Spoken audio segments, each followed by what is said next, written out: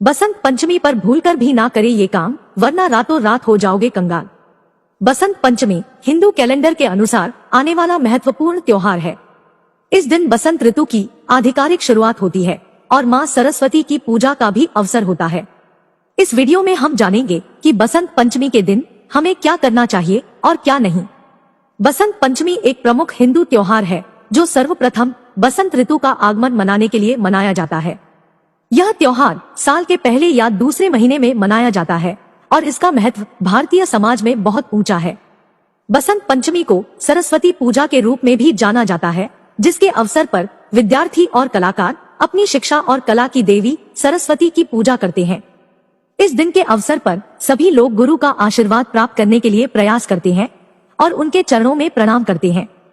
बसंत पंचमी को बच्चों के लिए खेलने का एक महत्वपूर्ण मौका भी माना जाता है और वे विविध प्रकार के खेल खेलते हैं और मिठाइयों का आनंद लेते हैं।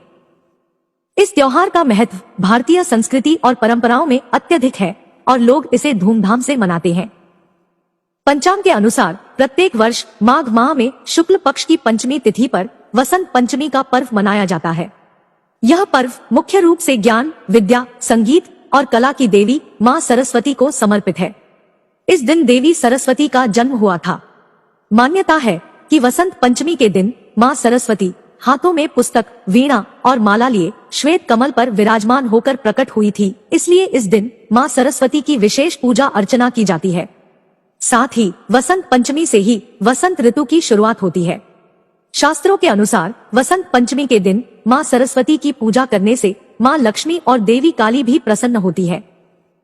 ऐसे में आइए जानते हैं साल 2024 में सरस्वती पूजा यानी बसंत पंचमी की तिथि, पूजा का शुभ मुहूर्त और संपूर्ण पूजन विधि। वसंत पंचमी 2024 की तिथि।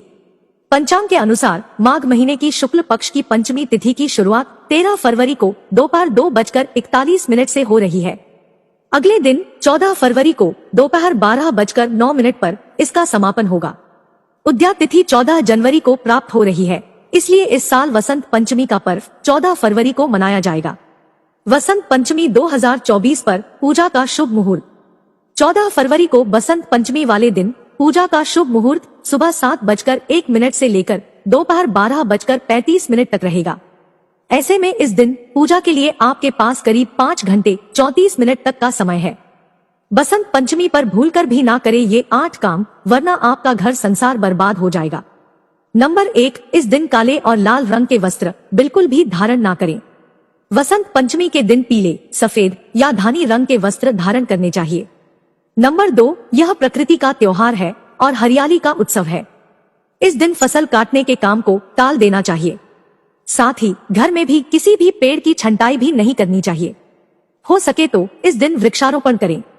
नंबर 3, सरस्वती पूजा के दिन भूलकर भी किसी के लिए अनाप शनाप ना बोले।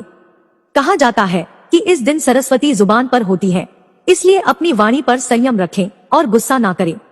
किसी को बुरे बोल ना बोले। सबके साथ मधुरता का व्यवहार करें। खुद के लिए भी कुछ बुरा या कोसने वाली बातें ना कहें, क्योंकि वह सच साबित हो सकता है।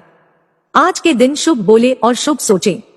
नंबर 4, इस दिन पितृ तर्पण भी किया जाता है, इसलिए घर में भूलकर भी कलह नहीं करनी चाहिए। इससे पितरों को कष्ट होता है। नंबर 5, बिना स्नान किए भोजन ग्रहण ना करें। पहले सरस्वती वंदना करें और मां सरस्वती को भोग लगाएं, इसके बाद ही भोजन ग्रहण करें। नंबर 6, वसंत पंचमी के दिन मांसाहार और शराब का सेवन ना करें। केवल सात्विक भोजन करें तथा प्रसन्न रहें। आज के दिन खीर जरूर बनाएं और खाएं व घर को सुगंधित बनाए रखें। नंबर 7, आज के दिन पुखराज और मोती धारण करना अति लाभकारी होता है। आज के दिन स्फटिक की माला को अभिमंत्रित करके धारण करना भी श्रेष्ठ परिणाम देगा। नंबर 8, सरस्वती पूजा करते समय सबसे पहले सरस्वती माता की प्रतिमा अथवा तस्वीर को सामने रखना चाहिए। इसके बाद कलश स्थापित करके गणेश जी तथा नवग्रह की विधिवत पूजा करनी चाहिए। इसके बाद माता सरस्वती की पूजा करें। सरस्वती माता की पूजा करते समय उन्हें सबसे पहले आचमन और स्नान कराएं। इसके बाद माता को फूल माला चढ़ाएं। सरस्वती माता को सिंदूर और अन्य श्रृंगार की वस्तुएं भी अर्पित करनी चाहिए। वसंत पंचमी के दिन सरस्वती माता के चरणों पर गुलाल भी अर्पित किया जाता है। देवी सरस्वती श्वेत वस्त्र धारण करती है, इसलिए उन्हें श्वेत वस्त्र पहनाएं। सरस्वती पूजन के अवसर पर माता सरस्वती को पीले रंग का फल चढ़ाएं। प्रसाद के रूप में मौसमी फलों के अलावा बूंदियां अर्पित करनी चाहिए। इस दिन सरस्वती माता को मालपुए और खीर का भी भोग लगाया जाता है। माघ शुक्ल पंचमी के दिन सरस्वती की पूजा के बाद षष्ठी तिथि को सुबह माता सरस्वती की पूजा करने के बाद उनका विसर्जन कर देना चाहिए। संध्या काल में मूर्ति को प्रणाम करके जल में प्रवाहित कर देना चाहिए। आइए अब जानते हैं वसंत पंचमी से जुड़ी प्राचीन कथाओं के बारे में जानते हैं।